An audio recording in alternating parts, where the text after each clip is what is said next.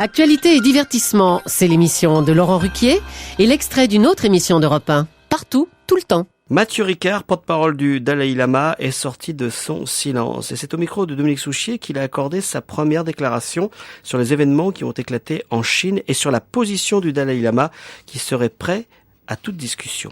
Écoutez. Mathieu Ricard, alors que la flamme olympique sera donc demain à Paris, je vous remercie beaucoup d'être en ligne. Mais ces dernières semaines, vous étiez là où vous êtes la plupart du temps, dans l'Himalaya. Et je sais, parce que vous me l'avez dit par Internet, que d'autres moines, vous receviez alors directement des témoignages sur ce qui se passait au Tibet. Alors Mathieu Ricard, est-ce que vous pouvez nous dire ce que vous savez de ce qui s'est passé réellement au Tibet, particulièrement les 14 et 15 mars, quand il y a eu les affrontements ? Oui, alors effectivement, la plupart des journalistes ayant quitté Lhasa, quelques-uns étaient encore le 14 et le 15, mais ils étaient confinés dans leurs appartements, ils voyaient quelque chose par la fenêtre, entendaient des rumeurs, mais en même temps, nous recevions beaucoup de coups de téléphone, sur des téléphones portables, sur des lignes fixes, de personnes qui disaient exactement ce qui s'est passé. Alors vous savez bien sûr qu'à la suite du 10 mars, qui est l'anniversaire du soulèvement de Lhasa de 1959, il y a eu des manifestations. Et le 14 mars donc, à la suite d'arrestation d'un certain nombre de personnes, la foule s'est soulevée à Lhasa et dans le quartier central a commencé effectivement à effectuer des actes de violence tout à fait regrettables, de brûler des commerces chinois, des restaurants, de saccager une ou deux succursales de la Banque de Chine. Et vous confirmez là que des Tibétains s'en sont pris notamment à des commerçants chinois très violemment. Oui, tout à fait. Et d'ailleurs, le Dalai Lama l'a dénoncé au point de dire qu'il pourrait envisager de démissionner de ses fonctions si cela se poursuivait. Mais ceci dit, curieusement, et c'est fait comme en 1989 où il y avait la loi martiale, il y avait 10 000 policiers cantonnés près du Potala. Ils ne sont pas intervenus pendant des heures. À votre avis, pourquoi ? Pour laisser faire ? Ils ont fait la même chose en 89 pour ensuite intervenir en masse et donc réprimer de façon extrêmement violente. Mais en même temps, le 14 mars, dans d'autres quartiers, comme le quartier de Kamagongsar, le quartier de Drapchi, nous recevions des coups de téléphone que là, la police et l'armée tiraient sur la foule et c'est là qu'il y a eu ces 150 morts. Vous confirmez là les chiffres qu'on a avancés de plus d'une centaine de morts. Il y a 90 noms. Et d'autres dont on ne sait pas, dont les corps ont été emmenés, mais il y a eu les noms des personnes, les familles nous ont téléphoné. Alors, on a mis en doute la véracité de ces témoignages. Il s'agit de qui, là ? De moines Ah non, il s'agit de tous les gens qui étaient dans la rue, et c'était finalement une minorité de moines. Et on a mis en doute la véracité de ces témoignages parce qu'il n'y a pas de journalistes professionnels qui étaient là. Mais quand les gens téléphonent au prix de finalement très grand danger sur leur téléphone portable pour prévenir des amis, la famille au Népal, en Inde, ils téléphonent pas à un organisme de propagande ou pour faire un coup médiatique. Ils donnent des nouvelles à leurs proches que mon cousin, mon oncle est mort. 6 personnes ont été arrêtées dans ma famille, c'est pas le genre de choses qu'on appelle pour simplement impressionner son public. Donc je crois que ces témoignages tout à fait directs de personnes paniquées souvent, qui téléphonent et qui raccrochent presque tout de suite de peur d'être identifiées, on peut pas imaginer un témoignage plus direct que ça. Mathieu Ricard, qu'est-ce qu'il y a derrière cette révolte ? Pourquoi elle se déclenche ? Est-ce que c'est la proximité des Jeux Olympiques ? Est-ce qu'il y a d'autres raisons ? Il y a évidemment l'événement, puisque l'idée qu'un monde, un rêve puisse se passer sous les applaudissements du monde entier et qu'on oublie complètement le Tibet, ils se sont dit après ça, c'est fini, on ne parlera plus jamais du Tibet. Mais il y a aussi une accumulation de tensions qui vient par exemple du fait qu'énormément de Tibétains ont perdu leur travail l'année dernière à la suite de la ligne de chemin de fer qui amène 2000 personnes par jour. Toutes ne restent pas, mais beaucoup restent et prennent peu à peu le travail des Tibétains. Il y a eu une accentuation considérable de la sédentarisation forcée des nomades. Dans les vallées, on construit des lignes de sorte d'HLM. On les force à les acheter à crédit en repayant sur 10 ans avec leurs produits laitiers. On les force à les habiter alors qu'ils n'ont aucune envie d'y habiter. Il y a eu une accentuation de l'exploitation des ressources minières avec toujours des travailleurs importés de Chine et une très forte accentuation de la rééducation soi-disant patriotique dans les monastères où on leur demande de dénoncer le Dalai Lama, de signer des pétitions, de piétiner sa photo, etc., etc. Est-ce que vous redoutez qu'au fur et à mesure qu'on va se rapprocher des Jeux Olympiques, loin de s'atténuer, la répression augmente? Ben oui, curieusement, l'idée quand même, l'espoir du monde libre, c'était qu'en accordant l'organisation des Jeux à la Chine, on a dit ils vont s'ouvrir. Mais ils ont une sorte d'obsession du contrôle total de tout ce qui pourrait se passer. Et évidemment, ça ne peut pas marcher. On ne peut pas contrôler des millions de gens qui sont opprimés, qui ont soif de liberté, qui ont soif de s'exprimer et qui voudraient surtout dire qu'ils ont été opprimés pendant 50 ans et qu'ils voudraient bien vivre autrement. Et en plus, ça continue. Mathieu Ricard, qu'est-ce que devraient faire face à ça, selon vous, les Occidentaux et particulièrement la France? Alors, je pense qu'il ne peut pas y avoir de menaces punitives, parce que ça ne fait qu'accentuer le nationalisme et finalement la colère des Chinois. Donc, l'idée de boycotter les Jeux Olympiques, le Dalai Lama l'a bien dit, depuis le début, il était favorable aux Jeux Olympiques. Il ne se demande pas que ce soit boycotté. Mais il faut quand même un petit moyen de pression, parce que d'habitude, le gouvernement chinois est imperméable à tout moyen de pression. Je crois que la cérémonie d'ouverture est un excellent moyen de négociation. C'est-à-dire, si on disait, voilà, nous ne disons pas que nous n'allons pas participer, aussi bien les gouvernants que les athlètes, à la cérémonie d'ouverture, mais la condition, c'est que vous receviez le Dalai Lama pour dialoguer avec lui. Il ne s'agit pas de faire des concessions énormes, simplement un dialogue, un véritable dialogue, avant les Jeux Olympiques, parce qu'après, je veux dire, à ce moment-là, ils s'en ficheront totalement. Donc je crois que c'est une demande raisonnable, constructive. Ce n'est pas dire dès maintenant, nous n'irons pas à la cérémonie d'ouverture, mais nous n'irons que si vous entamez avec le président ou le premier ministre chinois et le Dalai Lama un dialogue qui est un sens, et il ne s'agit pas, quand on dialogue, d'être d'accord a priori. Ils disent officiellement, la porte est ouverte au dialogue, c'est le Dalai Lama qui la ferme. Je veux dire, le Dalai Lama, il a dit 50 000 fois qu'il voulait parler au président Hu Jintao, qu'il avait renoncé à l'indépendance, qu'il voulait envisager une solution qui soit acceptable des deux côtés. On ne peut pas imaginer quelqu'un de plus conciliant et de plus ouvert au dialogue. Alors, je veux dire, faisons en sorte, ayons un peu de volonté politique pour que ce dialogue se produise.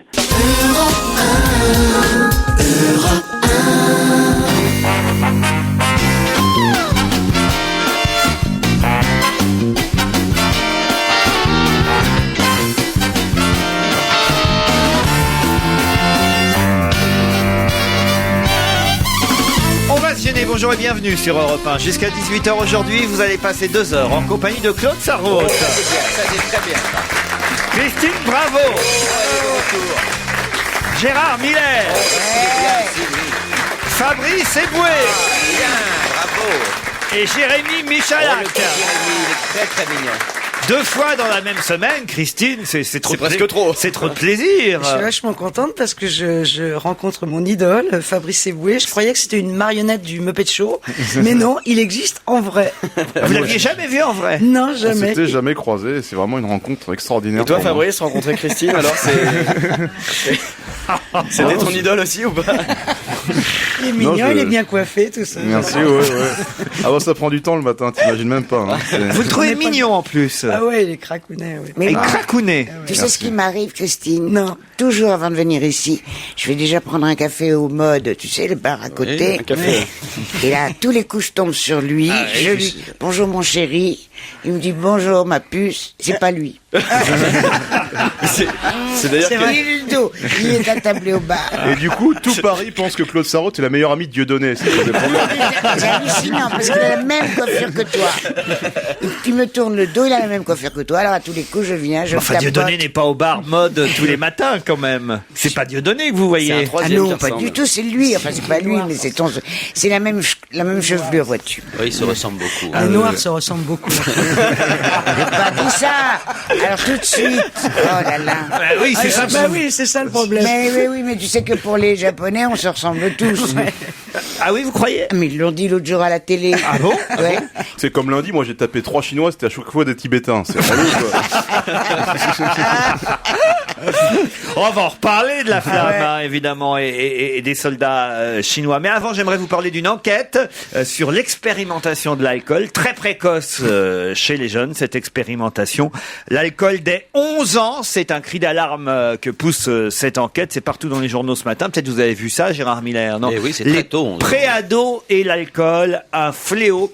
L'étude porte aussi sur le cannabis, sur le tabac durant la primo-adolescence entre 11 et 15 ans. Ça commence parfois, même, il faut le dire, à 10 ans. Hein.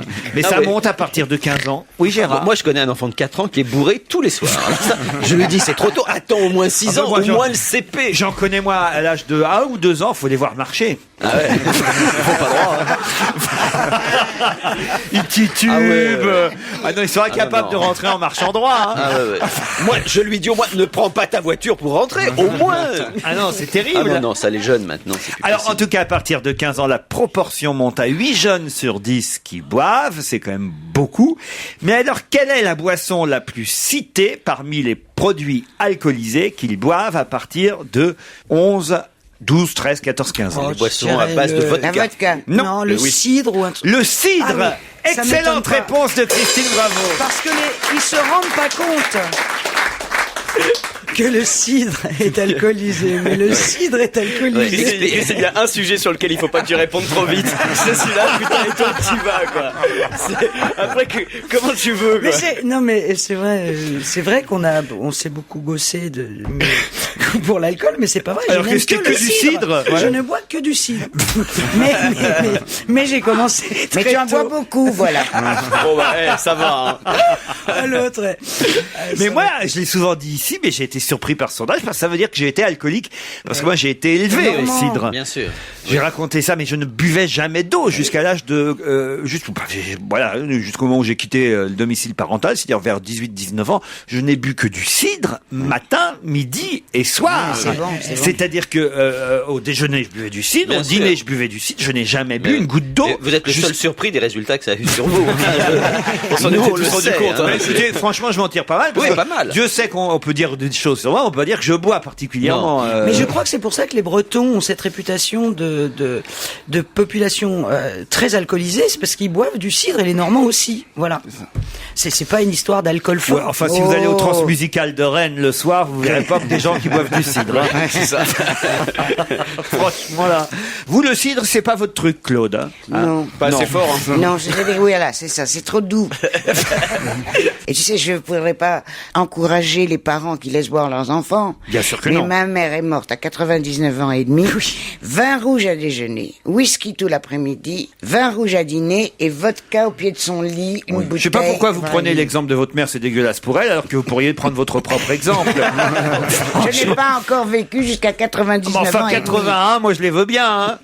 Franchement, on n'est pas obligé d'aller jusqu'à 99. Non, mais que tu vois bien que ça me réussit très bien. Enfin, il y a des moments où c'est mieux qu'on soit là quand même. Je veux pas. C'est arrivé. Je veux pas c'est raconter certains arrivé. épisodes, mais C'est enfin vrai voilà. que pour ça, Gérard, il est très attentif. Oui, ça c'est vrai. Il voit très bien. Franchement, c'est vrai que tard le soir, après 14h, ça devient plus difficile quand même, Claude, non? Ah non, non, non. Non? Non, pas du tout.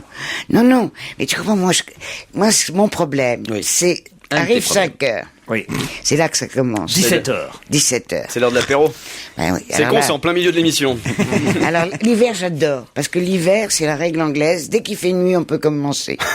Ah oui. Alors, la nuit tombe à 4h30. Mais pourquoi vous n'allez pas au pôle Nord? 6 mois de beuverie. C'est moi de gueule de bois. Elle a bu dans la nuit du 15 juin au 19 septembre. Non-stop. Tu sais comment on la surnomme dans les milieux littéraires? Non. Simone de Beuverie. Mais en dehors d'une fois à la Réunion, vous m'avez jamais vu saoul. Hein. Oh non. Non, la table, en dehors d'une fois. Non. Mais en revanche, les chauffeurs de taxi se passent le mot quand même. Ah non, c'est vrai. Ils veulent plus la prendre. Si, quand vous appelez un chauffeur de taxi le soir, quand même. Je te jure que non. Oh, si. Non, il se passe le mot pour fumer. Ah oui. Parce que tu sais, je leur dis, tu vois, si tu me laisses fumer, je te passe mon paquet de cigarettes. Ah oui. Et il y en a qui cèdent, beaucoup cèdent. Même pas, j'ai même pas besoin de donner le paquet de cigarettes. Non, une petite je leur pipe donne deux, parfois. trois cannes. Et je fume, j'ouvre la fenêtre, je fume, et je leur en laisse 2, 3 cannes. Elle a pas entendu, elle a pas entendu. Non, j'ai pas entendu. Qu'est-ce qu'il a dit? Il a dit une méchanceté, Claude. Oh, c'est dégoûtant. Demande pardon. Mais j'ai pas dit de méchanceté, j'ai dit une petite pipe peut-être de temps en temps. Ah, non, c'est pas méchant, ça. Franchement, alors, vous voyez, c'est même plutôt un compliment, Claude. Bien Non sûr, bien sûr. Voilà. Non, jamais avec un chauffeur de taxi. Non, mais tu sais que je passe pour... J'avais une formidable réputation dans Paris. Oh, la pipe à Madame Claude sur C'était quelque chose. Les gens s'en parlaient. Je vais essayer. Les taxis bleus de Nelmo, tu sais. C'était les taxis de la Marne à l'époque. Claude Sarraute arrive dans les taxis bourrés, on peut faire l'alcotest nous-mêmes. Fellation il Saint-Louis. C'est pas les taxis G7, c'est les taxis Jet 27. Bon, on passe à une autre question, Claude. Tout à fait. Vous voyez, on se marre bien ici l'après-midi. Vous devriez venir plus souvent, Christine. Ouais, c'est top. On passe à une autre question. Ouais. C'est parti. Oh, là, c'est assez facile, mais c'est évidemment pour qu'on parle de ce sujet, pour qu'on aborde cette polémique que je vous pose la question. C'est tout simple. Que cachent les lettres NKM OGM? Bah, c'est le nom de la ministre, Morizet. Bah oui, mais il faut le donner. Bah oui, NKM. Nathalie Corisco-Morizet. Voilà. Alors, pas C'est Corisco. oui. Cocorico. Nathalie Cocorico-Morizet. C'est pas mal, remarquez. Cacrusco. Non. Gérard Miller. C'est terrible. Non, attends, fais un tour de... C'est-à-dire que... Ah non, c'est horrible, j'ai un trou Moi d'un non coup. plus, oui. Nathalie. C'est Morizet, c'est Mais sûr. non, Ah bah oui, c'est comme Karen Cheryl. Isabelle Oui. Morizet. Voilà, ça, c'est facile à retenir. c'est Morizet. Rien que prononcer son nom, ça pourrait être une épreuve du bac quand même. Fabrice Eboué quand même. Non, j'ai un trou là, c'est Oh non, honteux. Kosciusko Morizet. Bravo, Kosciusko Morizet. Bonne réponse de Jérémy Michalak. La secrétaire d'État à l'écologie a dérapé. Moi, je trouve pas qu'elle ait dérapé, mais enfin, en tout cas, on lui a demandé de faire ses excuses pour, évidemment, la phrase prononcée aux journalistes du Monde, phrase qui parlait d'un concours de lâcheté et d'inélégance et qui visait Jean-François Copé, le président du groupe UMP à l'Assemblée, et Jean-Louis Borloo, son ministre de tutelle. Elle avait exactement déclaré au Monde: il y a un concours de lâcheté et d'inélégance entre Jean-François Copé qui essaye de détourner l'attention pour masquer ses propres difficultés. Bon, ça évidemment c'est pas très très malin de raconter qu'au sein de l'UMP, Monsieur Copé a des difficultés. Et évidemment, elle parlait de Jean-Louis Borloo en disant: et Jean-Louis Borloo qui se contente d'assurer le minimum. En gros, c'est moi qui fais tout et il faut rien. Mais ça, on le savait déjà, elle n'avait pas besoin de le dire, si, Gérard. Non, mais la question, moi, je me pose toujours, c'est est-ce que Parce que lui, du cidre, il en boit pas mal. Oui. Mais est-ce que c'était off ou pas? Off, évidemment, les ministres n'arrêtent pas de se taper les uns sur les autres. Mais si c'était pas off, c'est effectivement un Mais c'est comment dérapage. off? Off, c'est-à-dire tu donnes ton avis en disant journaliste, mais ne le répète le pas. journaliste, d'abord c'est Le Monde. Je te demande pardon. C'est le journal Le Monde. Et le journal Le Monde a dit qu'ils avaient la cassette. Oui, mais d'accord, mais tu peux aussi enregistrer une conversation qui est Non. off. Moi, je n'imagine pas un ministre dire ça Et avec comme madame- l'idée que ce soit reproduit, c'est tout. Alors après, Bah, c'est pas un ministre, c'est une femme déjà. Je sais pas si t'as remarqué, c'est Enfin, c'est souvent le les secrétaire femmes d'État, qui ont des problèmes au gouvernement. C'est Ramayad, c'est Fadela Amara. C'est vrai. C'est Peut-être encore, parce qu'elle parle trop vite. Voilà. parce qu'elles parlent, parce Et qu'elles puis- elles sont les adversaires de la pensée unique, parce que les femmes la ramènent, parce qu'elles ont du courage. Et voilà, encore une fois, et elles se font tacler. Et à chaque C'est-à-dire fois, que il faut- les femmes, Alio Marie ou Madame Boutin, ne sont pas spécialement. Oui, Mais ce qui est enfin, aussi amusant, Marie, c'est on qu'elle est l'entend pas mariée. beaucoup en ce moment. Vous savez qu'elle est mariée aussi avec un socialiste. Exact. Comme Bah, Ramayad. On dit évidemment que Madame Nathalie Kosciusko-Morizet est un peu trop à gauche Voilà. aux yeux de Bien certains UMP, parce qu'effectivement elle débat et elle défend l'écologie, elle défend le Grenelle de l'environnement. Elle a même embrassé, le président de la République lui a reproché, Beauvais. non pas José. sur la bouche, mais elle a fait la bise à José Bové. Et oui, mais c'est aussi pour ça qu'on l'a Bien prise, sûr. évidemment. Et elle Ouais, est c'est en pour bon l'ouverture. terme avec les associations d'écologistes. Enfin, évidemment que c'est pour ça. Ça veut qu'on dire l'a que le pris. Grenelle de l'environnement n'a servi strictement à rien. Donc. Électoralement, c'est un ça peu avait ça. supposé, c'était supposé servir à quelque chose, parce qu'on. Parce qu'elle est très bien cette Non, mais femme. même quand on voit effectivement qu'actuellement on propose de condamner à 2 ans de prison les gens qui coupent les champs d'OGM, alors qu'on sait qu'au Grenelle de l'environnement, beaucoup de ce qu'ils revendiquaient avait été reconnu, c'est quand même une supercherie complète. Enfin, c'est évident que le Grenelle de l'environnement, c'était juste avant les élections. Bah, en tout cas, voilà, NKM a dû faire des excuses. Elle est privée d'un voyage avec François Fillon au Japon et elle n'a même pas le droit d'aller à l'Assemblée nationale pendant quelques jours. Elle doit rester chez elle à Longjumeau. Non, mais vraiment, hein, c'est ça. vrai. Ah oui, oui. Avec un bracelet électronique, tu sais, que ça c'est très très très dur. Non, là, vous confondez avec le frère de Rachida Dati. Vous avez vu, hein, ça y est, ils lui ont donné, il a pu ressortir de prison, ils lui ont donné un bracelet. Ça s'est fait vite quand même, hein, le bracelet électronique par rapport à peut-être à d'autres détenus. Bah, c'est normal, elle est en bon terme avec Dior, donc ça va assez vite. Pour les bracelets, c'est plus facile. Je comprends rien là, qu'est-ce qu'il dit? Je comprends pas ce que vous dites. Alors ça m'emmerde, évidemment, je comprends pas. Mais est-ce que tu comprends que là, on parlait notamment de la problématique à propos de l'écologie, que là, on dans la mesure où c'était possible, on était tous d'accord. Tu es d'accord? Non? Pourquoi tu parles si vite? Non, mais je parle pas si vite, je parle très lentement. Ce que disait Gérard, Claude, c'est qu'à propos des erreurs, il y a une chose qui ne fait pas et qu'on a. Et c'est comme ça.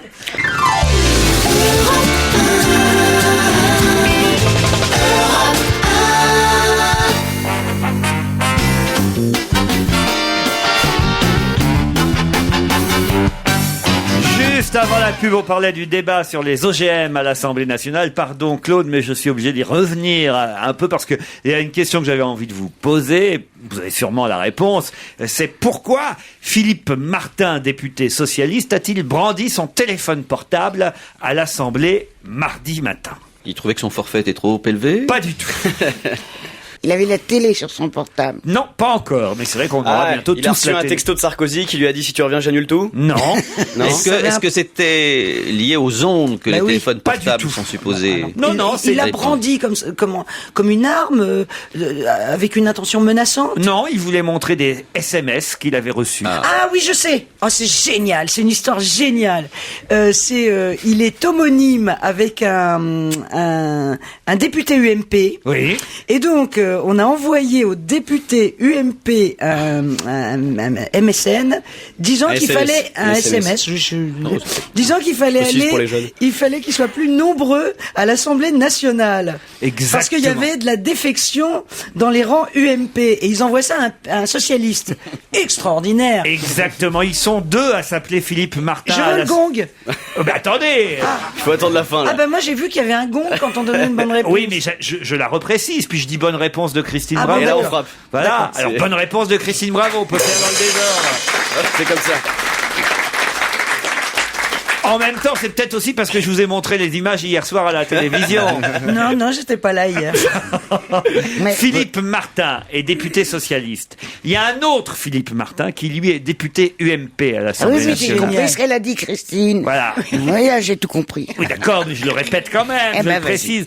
Et il se trouve que, effectivement, il n'était pas très nombreux à l'Assemblée hier pour voter à propos de ce débat sur les OGM, si bien qu'il y avait un risque, évidemment, que les amendements, par exemple, de la majorité ne passent pas et que ceux de la gauche soient adoptés. Si bien qu'on a envoyé aux différents députés UMP des SMS d'alerte en leur disant dépêchez-vous, venez vite à l'Assemblée, venez voter, vous foutez rien, on est mal en ce moment, c'est pas le moment de nous lâcher, ça va mal au gouvernement. Enfin bon, le mec a été abreuvé de SMS, sauf que c'est aux socialistes qu'ils ont envoyé ça. Alors lui, évidemment, s'est fait un malin plaisir à l'Assemblée de brandir son téléphone et de raconter tous les SMS qu'il avait reçus. Je me permets de dire que c'est un classique. Alors pour tous les groupes, combien de fois on a rameuté les socialistes qui eux aussi désertaient l'Assemblée? C'est vraiment pas propre à l'UMP. Mais tu viens à droite. Non, pas du tout. Il est génial.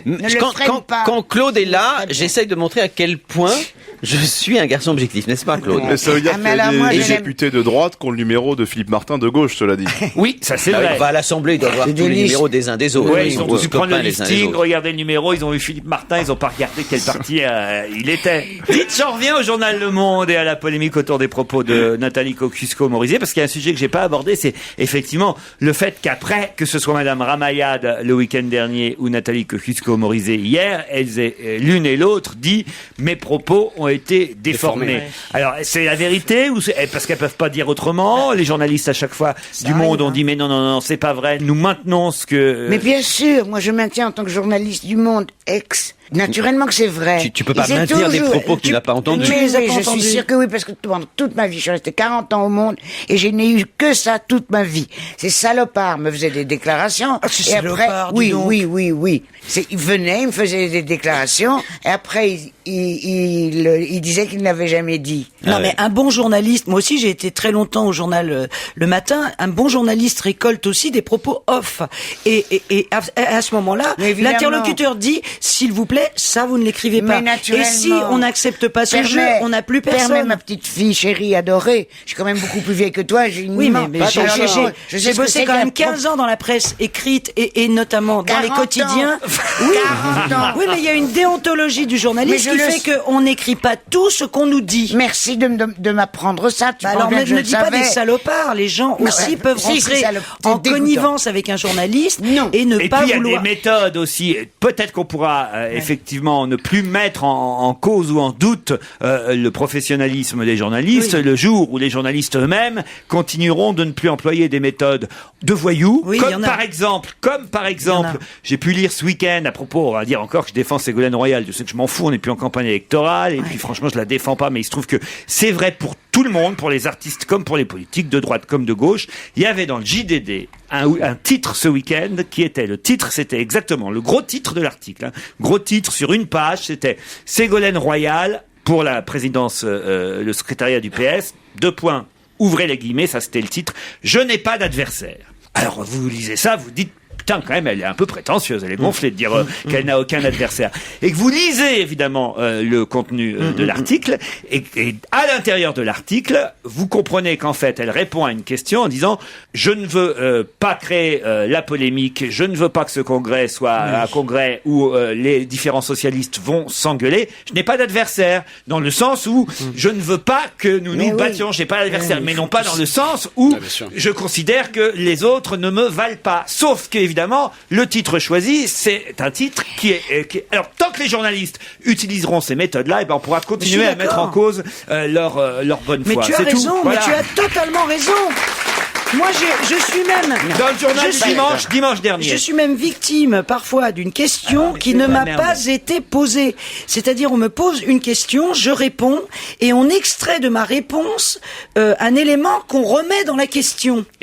Et ça arrive sans arrêt. Et ça, c'est malhonnête. Mais moi, je ne l'ai jamais fait. Écoutez, et il ne faut pas mettre tous les journalistes dans le même sac. Il y a beaucoup de journalistes. Et vous devriez quand même convenir, vous, les artistes, aussi bien que les politiciens, que vous êtes beaucoup paraître dans les journaux et qu'on parle de vous dans les journaux. Si on vous ça me rappelle Revel. Il était toujours un peu niché. Ça n'a rien à voir, mais si, ça a tout à voir. Parce que les journalistes ont tous les défauts, ils vous ont mal cité. Mais on a dit exactement l'inverse. Non, c'est les journalistes chinois, par contre, eux sont extrêmement... franchement... Non, il faut quand même en prendre et en laisser. En plus, le titre dont parle Laurent, ça c'est pas le journaliste qui a fait le papier, c'est pas le type qui a fait le papier sur le congrès, c'est le secrétaire de rédaction qui a mis ce titre. Eh ben oui, mais tant que ces méthodes-là, qui sont des journalistes, les secrétaires de rédaction, ces méthodes-là seront utilisées, qui sont des méthodes d'Ici Paris ou de France Dimanche, c'est-à-dire de titrer sur un effet et que à l'intérieur de l'article on lise le contraire, eh bien tant que ça se sera utilisé, les journalistes perdront leur crédit et des ministres comme Madame Ramayad ou comme Madame Nathalie Kosciusko-Morizet pourront continuer à dire mes propos ont été déformés. Voilà, c'est tout. Madame la journaliste Claude Sarraute. Oui, ben moi je te dis que c'est très rare, hein, parce qu'on sait tous ce que c'est que le off et le in ou je sais pas quoi. Et quand on nous dit c'est off, on ne le dit pas naturellement. Vous ne trompez pas, Gérard Miller à Avignon, il est dans le off. Oui. Non mais ça c'est ce qu'il faut à Avignon. Vous irez le voir, Claude? Bah si, il m'invite. Mais évidemment que je t'invite. Ah bah oui, alors là, tu viens aussi? J'y vais. Mais alors je viens avec toi. Ah, je vous emmène? Ah oui, on va y aller ensemble. Il y a des hôtels épatants. Ah oui. Les spectacles, on s'en fout, hein. Mais en revanche, il y a un mini-bar génial à Ibis. Ah tiens, on le fait. Laurent Ruquier. Oui. Hein, on le fait. Oui. Tu passes quand? Ben, je passe tout le festival off. Ah bah non, on va rester tout le festival. Mais non.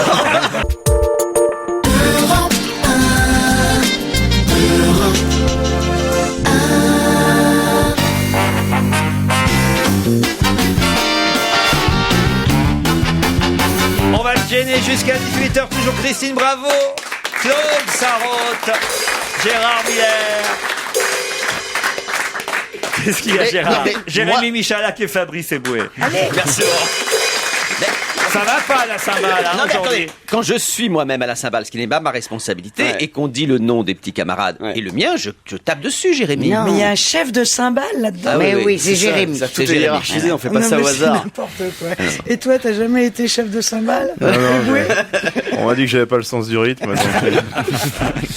Où a-t-on pu voir dans la même soirée Rachita, Joe Star, Ludivine Sagné, Philippine Leroy-Beaulieu, Pascal Selem, Kader Aoun et Fabrice Eboué? Oh là, Moi, je sais. Allez, un truc de Travelo avec Paul Vermus. Je suis sûr que c'est à l'inauguration du Jamel Comedy Club, Ah oui. du théâtre Bonne Nouvelle de Jamel. Exactement. 120 places assises. Il y avait trop de monde, paraît-il, pour le nombre de places, c'est vrai? Bah, ce qui me fait on vient de parler du travail des journalistes. Il y a plein de noms cités que je n'ai pas vu ces gens-là du tout, donc c'est assez extraordinaire. C'est vrai. Ouais. Et il y a également la phrase d'accroche de Jamel. Je sais pas si t'as vu dans le Parisien, si c'est cet article-là. Devenir l'abbé Pierre des comiques, j'en rêvais. Voilà. Bon bah c'est vraiment sorti de son contexte aussi. Ça. Alors c'est vrai que quand vous lisez l'article, à l'intérieur de l'article, on peut lire effectivement que et bah il dit ça pour déconner. Oui, quoi, il dit non, je évidemment. déconne, c'est-à-dire c'est le propos inverse, quoi. Voilà, exactement. Il dit devenir l'abbé Pierre des comiques, j'en rêvais depuis toujours. Non, je déconne. Voilà. C'est exactement l'inverse, quoi. Ça c'est la phrase entière. Mais effectivement, l'accroche de l'article, c'est exactement l'exemple de Ségolène Royal. Ouais. Voilà, c'est la même chose. Mais c'est ça le travail des journalistes comme ça. Mais ça, c'est horrible, cette phrase, parce qu'on a le sentiment qu'il ne prend que des artistes à la ramasse. Oui. C'est ça. Jean Réboué, mais c'est vrai, je te jure. Mais l'abbé Pierre des artistes, ça veut dire vraiment les mecs ratés, total. Non mais je vais dire. Je les récupère. Il y a une phrase dans le métier qui dit qu'un humoriste se nourrit du rire des foules et j'ai très souvent crevé la dalle à une époque. Hein. Je peux te dire que je faisais. Bah, tu sais ce que c'est les blancs manteaux et compagnie. Non, moi je sais pas, non. Ah, tu sais pas ce que c'est de jouer devant personne? Bah non, j'ai jamais joué nulle part. Qu'est-ce que tu me racontes? Il est con, lui. Oui, excuse-moi. Écoute, une fois, j'ai joué devant 6 personnes. Je n'ai pas un rire de la. Et à la fin, je m'aperçois T'étais drôle. Mais non, mais je m'aperçois je ne sais pas finalement parce que je m'aperçois qu'ils se sont trompés de spectacle et que c'était un groupe d'Espagnols qui voulait voir le mime dans la salle au-dessus, si tu veux. Écoute, chérie, c'est pas une règle que quand il y a moins de spectateurs que d'artistes sur le plateau, on ne joue pas. C'est une règle implicite. Non, mais lui, il était tout tu seul. peux dire la même chose, c'est compliqué. C'est-à-dire comment Elle est con, quoi. On va voir arriver tout Faut qu'il y en ait 0. Et quand il y en a 0, il joue pas. On vous confirme, Claude, que pour les one-man shows, quand il y a personne, ça ne se joue pas.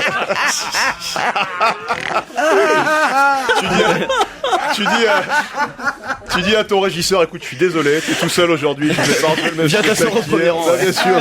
C'est d'ailleurs pour ça que les spectacles de Robert Hossein se jouent toujours.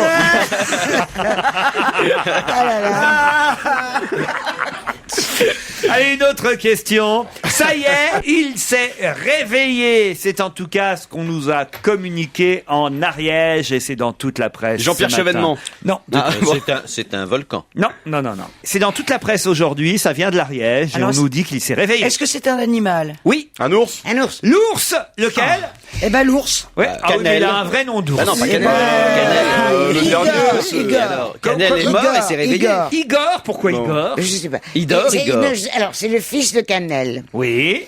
Canel, Celui, c'est l'oursonne, Feu la maman Canel. ours assassinée. Ouais. Assassiné. Et je l'ai à la maison d'ailleurs, on m'a donné une J'ai le corps à la maison. Elle a l'ours à la maison. Elle a la peau à la maison. Ça, j'ai 3 chevreuils dans le coffre. C'est vrai. Elle est folle.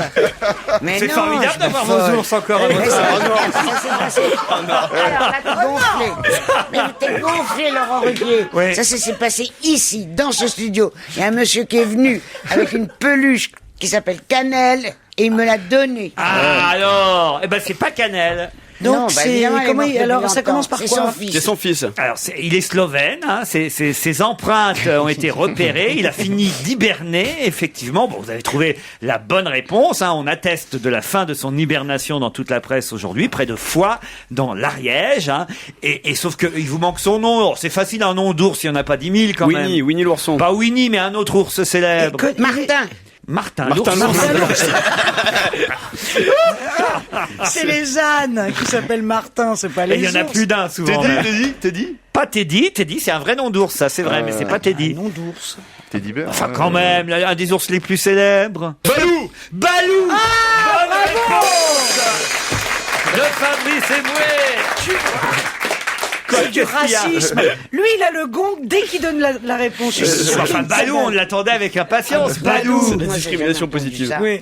J'ai jamais entendu un ours qui s'appelle Balou. Ah bah dans le livre de la jungle. Dans le livre de la jungle. Ah, oui, Et c'est la vrai. panthère s'appelle Bagheera. Ouais.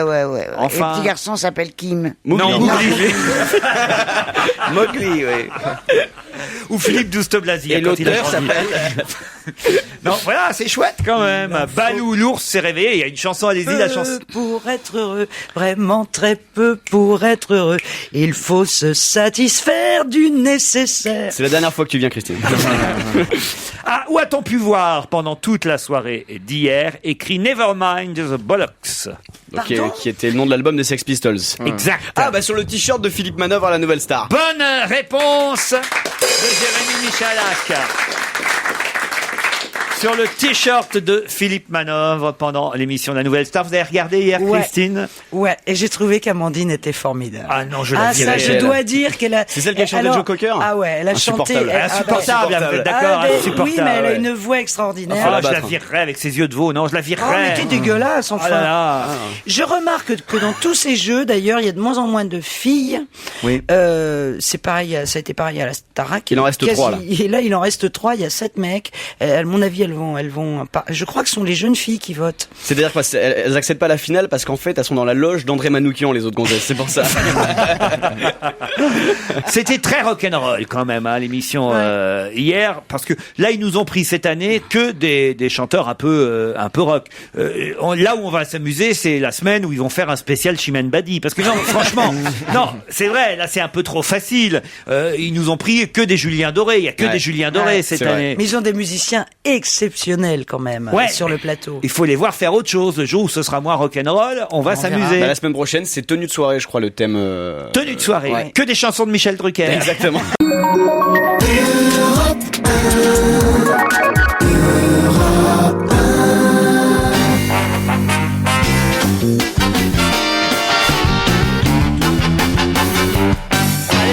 Question. À qui François Mitterrand avait-il dit lors d'un dîner officiel: heureusement que vous n'êtes que comédienne, car si vous présentiez le journal, on serait rapidement en guerre avec le monde entier. Est-ce que c'est quelqu'un que nous connaissons bien? Oui. C'est quelqu'un que nous aimons beaucoup? Oui. C'est quelqu'un qui a été marié plusieurs fois? Oui. Et c'est quelqu'un peut-être... Te fais pas chier, c'est Daniel Evenou. Bonne réponse de Jérémy Michalak. T'as vu la différence entre les jeunes et les vieux. Les jeunes, ils vont droit au but. C'est l'opportunisme, ça.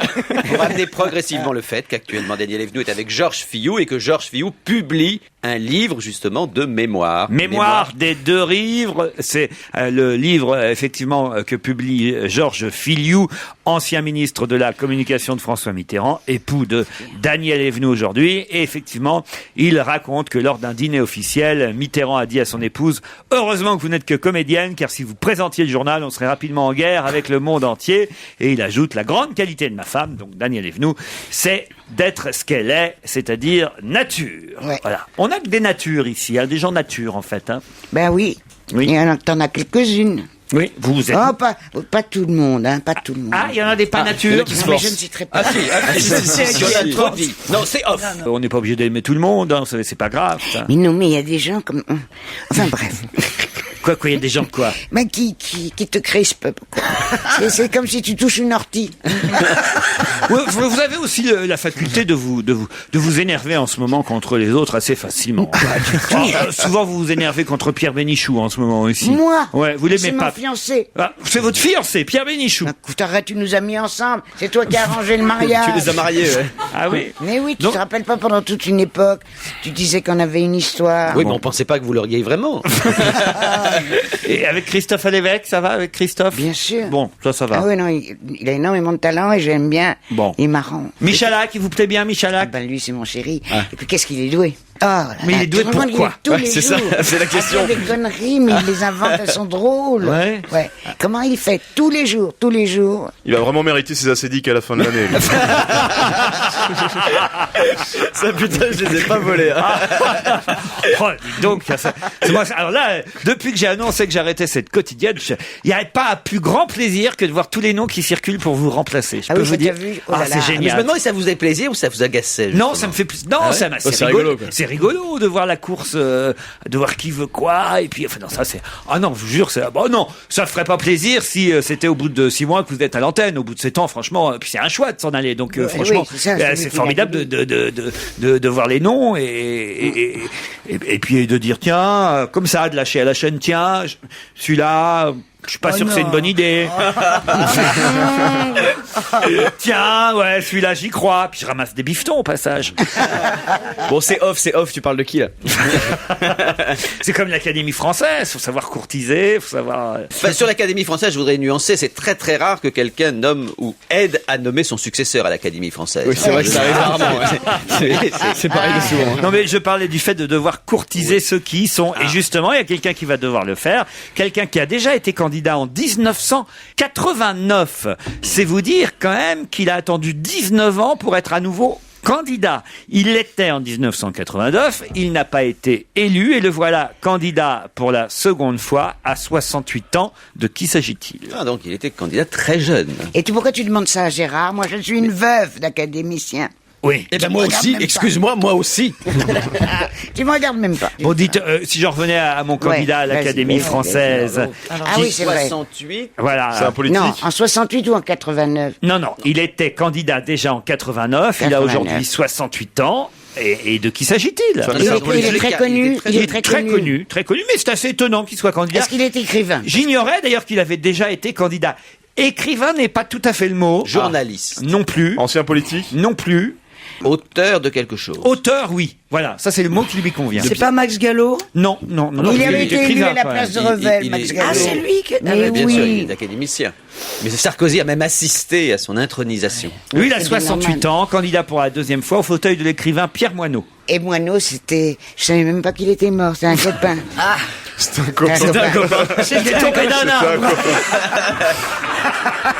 Il était directeur de la culture quand j'étais journaliste, et c'était mon correspondant. C'était auprès de lui que je prenais tous mes Et vous renseignements. saviez pas qu'il était mort? Enfin, Non, c'est je savais pas terrible. qu'il était mort, parce que je l'ai pas vu depuis longtemps. Alors qui donc est candidat Oui. à un des 7 fauteuils libres et lui est candidat à celui de Pierre Moineau? Ah, je vois, c'est un auteur de chansons. Oui, exact. Oui. Entre autres. C'est pas Barbelivien. Non, de chansons, de films, Ouais. de Je théâtre, l'ai lu, d'adaptation. Je l'ai lu. Jean-Marie Schmitt.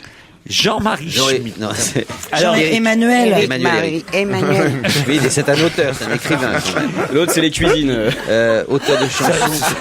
Jean-Marie Schmitt, c'est comme ça qu'on surnomme Le Pen.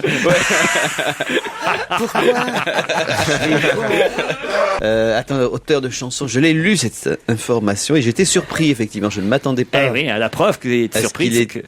Qu'il et scénariste aussi. Ouais, scénariste. Attends, et si on trouvait pour qui il a écrit des chansons, peut-être? Ah bah oui, mais essayez de trouver. Là, vous attendiez à ce que je vous donne les chansons. Voilà, hein. c'était un peu ça l'idée. Eh ben non. Plutôt Dalida ou plutôt Jennifer? Non, pas Ni l'un Jennifer. ni l'autre. C'est-à-dire que s'il y a un mec qui a écrit une chanson pour Jennifer qui rentre à l'Académie française, je me suicide demain matin. J'ai dit c'est plutôt... Il a écrit au soleil, il a écrit... Le jour où Pascal Obispo entre à l'Académie française, on prend le maquis quand même. Ah, tu m'étonnes. Quand je pense qu'ils ont refusé Charles Trenet. Ah, ouais. Quelle honte, quelle honte. Ça, ils reconnaissent que c'est une grave Ouais, c'est erreur. vraiment monstrueux. Alors lui, il a écrit pour Julien Clerc, il a écrit pour Oui, je vois Paul bien. Naref, Ah, je vois. il a écrit pour Serge Reggiani, et il a écrit de nombreux sketchs pour Guy Bedos. Mais oui, enfin. Jean-Loup Dabadi. Jean-Loup Dabadi, bonne réponse de Christine, bravo. Ah, dis donc. Ah mais formidable. Il a été long à venir. Ah oui, mais il est formidable. Il est formidable, je suis d'accord avec toi. Jean-Loup Dabadi était déjà candidat en 89 à l'Académie française. Il est à nouveau candidat à l'âge de 68 ans. On lui souhaite d'obtenir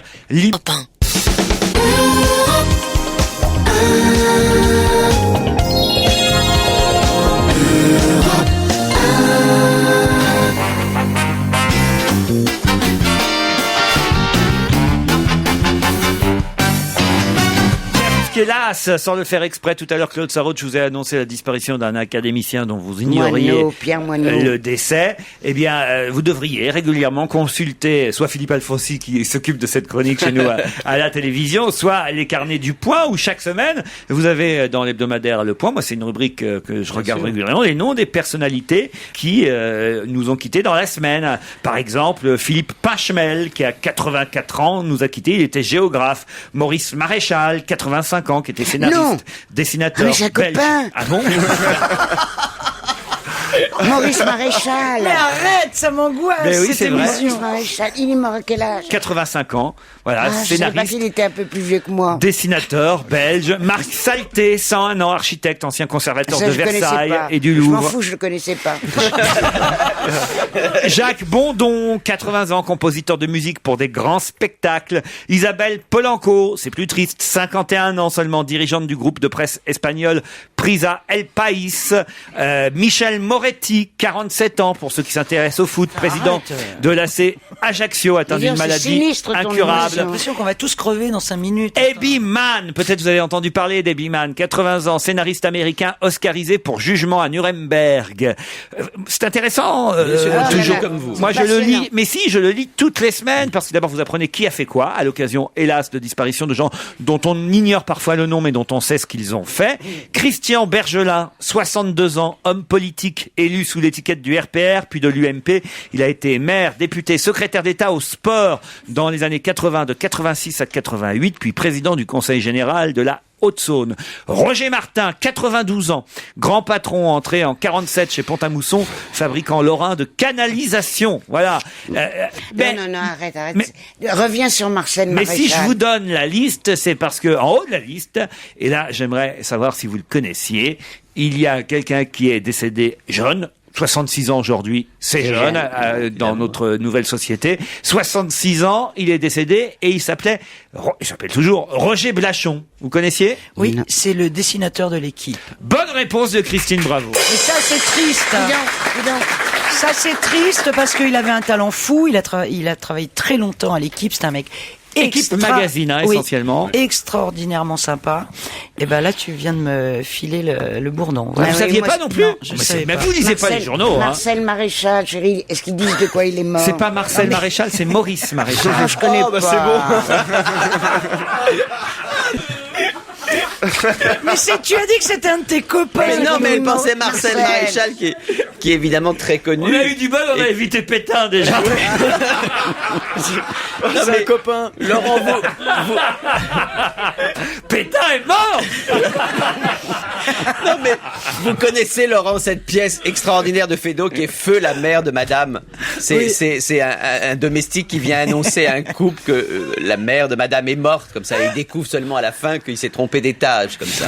C'est extraordinaire. Tu devrais jouer dans cette Roger pièce. Blachon, passionné de sport et surtout de rugby, a travaillé pendant 20 ans pour l'équipe magazine. Il a collaboré également à Okapi, un magazine revue pour enfants, et nous annonce donc sa disparition. On peut toujours trouver ses albums évidemment aux éditions Glénat. On nous signale aussi dans les carnets du Point l'hospitalisation de Philippe, duc d'Édimbourg, 86 ans. Claude, vous qui vous intéressez à la famille royale, donc comment ça, non? Philippe d'Édimbourg est à l'hôpital. Non, sérieux, vrai? Oui, là, je suis sérieux. Ça, c'est le passage de Carla Bruni, il a pas supporté. C'est un choc, c'est dit elle est trop bien, elle est trop belle. Qu'est-ce qui s'est passé? Victime d'une infection pulmonaire, l'époux de la reine Elisabeth II a passé 3 nuits à l'hôpital King Edward VII de Londres. Ses engagements officiels sont annulés pour l'instant. Vous l'aimez bien, Philippe? Ben non, mais c'est très grave, ça peut être très grave, tu sais, maman est morte de ça. C'est terrible à leur âge. C'est horrible, on va se marrer avec ça maintenant. Non mais c'est horrible. Non mais cette émission est horrible, oui, ça mais moi je viens plus là-dedans, c'est un mouroir ton truc, attends. C'est pas possible. T'as pas les naissances au moins? Arrête un peu. Des naissances, vous voulez des naissances? Non, j'ai pas de naissance. Un mariage, vous voulez un mariage? Beyoncé, 26 ans, a épousé à New York son producteur, plus connu sous le nom de Jay-Z, mais dont le nom véritable est Sean Carter. Non, moi je dis Jay-Z. Jay-Z, qui est un ami de Claude Sarraute aussi. Alors, vous voyez, vous voulez me reprendre, hein? Vous disiez Jay-Z, vous, hein? Pardon, patron. Vous confondez avec les îles. 38 ans, mania du rap. Juan Diego Flores, lui, a épousé Julia Trapp, une top modèle allemande. Ouais.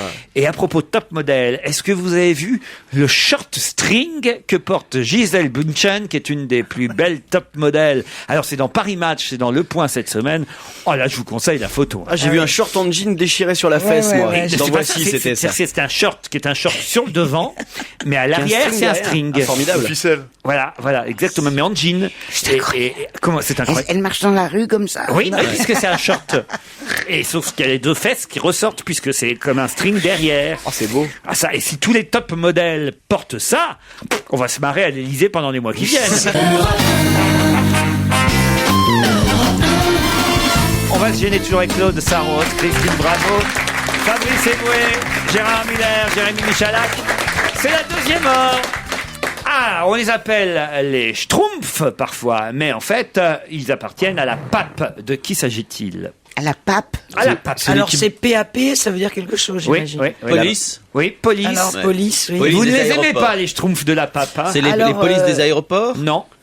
C'est ceux de la rue, là, C'est-à-dire Les contractuels, non? Non. Ah non, Alors c'est c'est les policiers. si moi je les aime Police pas, à pied, à pied. c'est les Chinois. C'est-à-dire, C'est Ah, la les police services secrets, chinoise oui. qui a... que veut dire PAP ? Police. Police auxiliaire. Non. D'arrondissement et de proximité. Gérard, vous qui connaissez bien la Chine. Oui, mais enfin, Pékin, il y a un cette truc avec Chine-là, Pékin. je Non. l'aime pas beaucoup. Police de Police de Pékin. De l'armée populaire. Populaire. de l'armée populaire. Bonne réponse de Gérard Miller. Ah, c'est la police de l'armée populaire. La police de l'armée populaire dont on parle tant, puisque ce sont eux qui ont fait la loi pendant le parcours de la flamme olympique à Paris lundi dernier. Ça a été le cas aussi à Londres. Ils suivent tout le parcours. C'est le comité international olympique qui a défendu les hommes en bleu, ces policiers chinois dont le comportement a été vivement critiqué ces derniers jours par les porteurs de la torche. En principal intéressé d'ailleurs David Douillet lui-même, qui dit on les appellerait plutôt des robots ou des chiens de garde qui J'ai n'ont lu, oui. aucune humanité, a déclaré David Alors, Douillet. Ça, c'est un point important. On en parlait justement tellement on était choqués, Christine et moi, juste avant l'émission.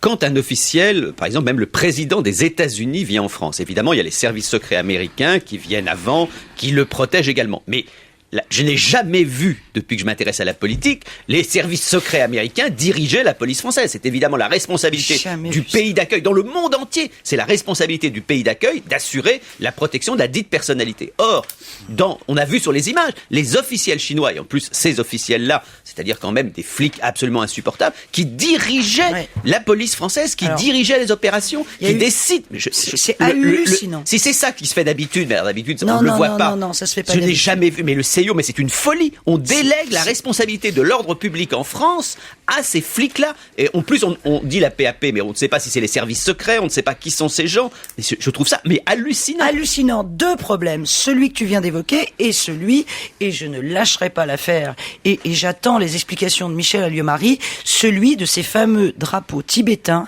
qui ont été arrachés des mains des gens qui étaient sur le parcours de cette manifestation. Oui, c'est plus grave que les déclarations de Nathalie Kosciusko-Morizet. Évidemment. C'est-à-dire qu'on arrête des gens qui se précipitent vers la flamme olympique pour l'éteindre ou agresser des officiels. Oui, triple oui.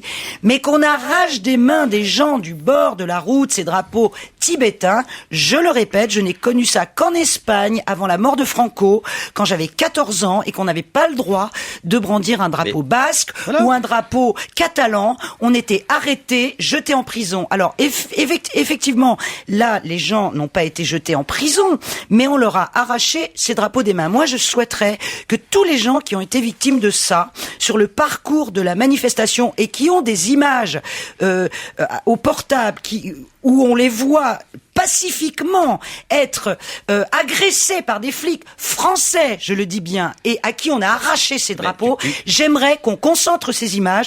Ce soir, il va y avoir un reportage sur France 2 que je vous demande de regarder, c'est sur Envoyé spécial. C'est l'agence CAPA. C'est l'agence CAPA qui a filmé cette manifestation. Je pense que nous sommes en droit de porter plainte et de demander des explications claires au président Sarkozy. Depuis quand, en France, on arrache des drapeaux tibétains ou de quelque ordre que ce soit, des drapeaux, des drapeaux nazis, oui, mais pas des drapeaux d'un pays. Il faut préciser pour les gens qui nous écoutent que le drapeau tibétain est interdit en Chine. Mais on n'est pas en Chine. Non, mais justement, que brandir le drapeau tibétain en Chine, on peut aller jusqu'à 2 ans de prison. Voilà. Comme c'était les flics et les officiels chinois qui dirigeaient sur le parcours, ils ont dû donner la consigne qu'on interdise. Mais comment les Français peuvent obéir à ça? Christine, quand tu penses que les athlètes français, comme qui étaient les plus favorables au jeu, voulaient simplement porter un badge sur lequel il était marqué pour un monde meilleur, ce qui est quand même, grosso modo, la mention la plus neutre qu'on puisse avoir. Et que il y a que les Miss France qui portent ça d'habitude. Voilà. C'est tellement ridicule même. Mais et non, qu'on leur c'est Coubertin. C'est une Non mais formule je suis reprise. d'accord, mais Oui, enfin, d'accord, c'est pas le d'une poids. provocation politique Non. absolue. Et les officiels chinois leur demandaient, il y a eu même des incidents dans les bus parce qu'ils voulaient pas qu'ils mettent pour un monde meilleur. Donc toute manifestation ça va être terrible cet été. Hein. C'est pendant les JO à Pékin que ça va quand même être gratiné à suivre ces Jeux Olympiques à mon avis. On va avoir des bonnes surprises. Mais ça va être terrible. Il va y avoir une répression terrible. Allez, on change de sujet avec une question un peu plus amusante. Celle-là, je ne suis pas certain que vous trouviez la réponse rapidement. Si. Dans quel cas cela vous aidera-t-il d'imiter la chèvre en faisant bé ou la vache en faisant me? On peut savoir s'il faut mettre 2 L à j'appelle ou un L appeler. Excellente réponse de Claude Sarraute. Alors là, faut pas nous sous-estimer. Vas-y Claude, c'est très bien. Alors vous avez lu l'article alors? En régie. Oh, bah si vous donne les papiers en régie, alors Mais là. non, je l'achète. Ah, vous avez acheté? J'ai acheté le Parisien, moi. Ah, vous avez acheté les Tiens, le voilà d'ailleurs. Il est là devant moi. Et vous avez lu l'article? Oui, je sais pas la mettre, l'orthographe. Alors tous les petits trucs comme ça, j'adore. C'est un article à propos de la sortie d'un livre signé Bernard Fripia, qui est coach en orthographe, et il publie un livre de trucs et astuces qui s'appelle 99 questions à mon coach d'orthographe aux éditions Demos. Ça coûte 17 €. Et c'est vrai, il a des tas de petites astuces comme ça.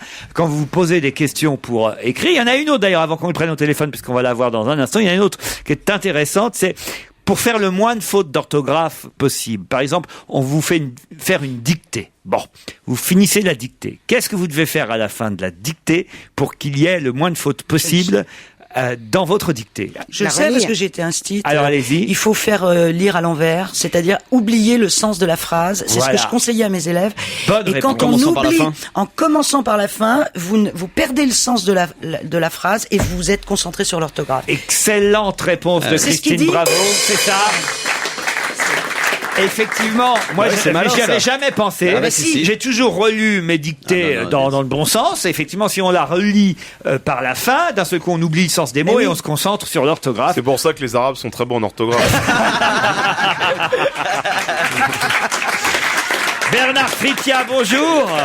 Bonjour. Je ne me suis pas trompé. Christine Bravo et Claude Sarraute ont été parfaites dans leurs réponses. Ah, c'est parfait, ouais. Alors, la méthode de la lecture à l'envers, c'est fiable, ça? Ah oui. Bah, c'est pour retrouver les bêtes fautes, en fait, hein. C'est-à-dire que bon, si on ne connaît pas une orthographe, ça ne change rien. Mais c'est pour retrouver les bêtes fautes, le S oublié, le R ou le S. Les bêtes fautes. C'est souvent à cause de ces fautes-là qu'on se même le sens disparaît. Par exemple, casse-toi pauvre con, c'est tout à fait insultant, mais con pauvre toi casse, bon, ça se dit mais c'est phrase par phrase. Non, ça cache toi pauvre con, faut vraiment le lire complètement, hein. Faut prendre le plaisir de relire. Non, mais c'est phrase par phrase en remontant, hein. C'est pas le dernier mot, hein. Par exemple, une pantoufle, vous avez un moyen mémotechnique pour qu'on se souvienne qu'il n'y a qu'un seul F? Bah oui, parce que on est toujours en train de chercher l'autre. C'est pas bête. Ah, c'est pas bête, ça. C'est bien pensé. Et donc, votre bouquin est truffé comme ça de petits moyens mémotechniques pour qu'on puisse faire le moins de fautes possible. Vous nous avez pas expliqué, Laurent, j'appelle avec la vache et avec... alors allez-y vous-même, monsieur Fripia. Ben, en fait, la chèvre, on peut faire 2 L. Regardez, ça fait j'appelle. Là, ça veut dire qu'on peut faire, comme on peut faire la chèvre, on met 2 L. Par contre, quand on peut faire la vache, ben, il y a qu'un L. Par exemple, nous vous appelons.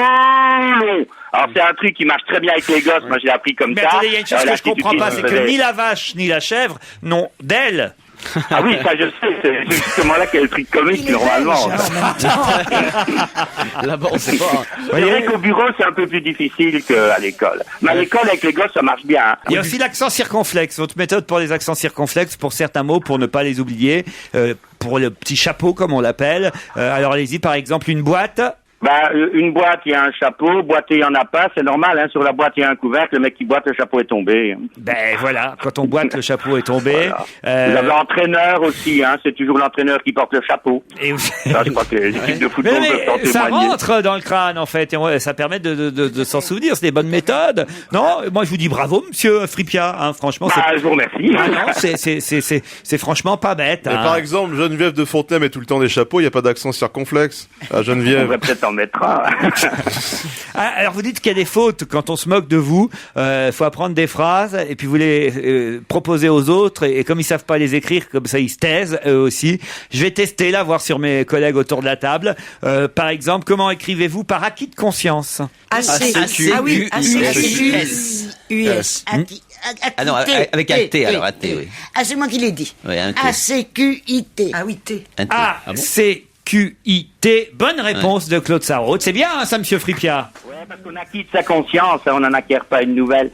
C'est un truc que je fais dans mes stages, parce qu'en général, les gens qui suivent un stage, ils sont fait un peu allumer par leurs collègues ou leurs copains. Alors, je leur donne des petits trucs pour renvoyer la balle, quoi. Combatif, comment vous écrivez combatif? C-O-M-B-A.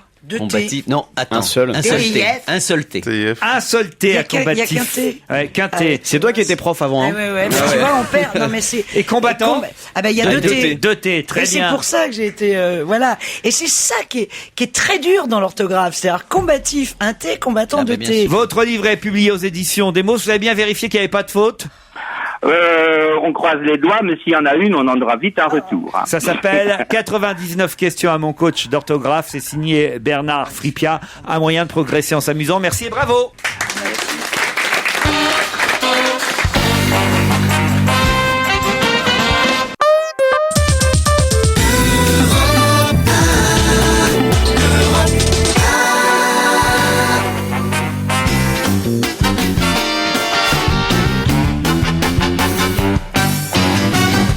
Qu'on va pouvoir faire à Berck-sur-Mer ce week-end en levant la tête chez les ch'tis.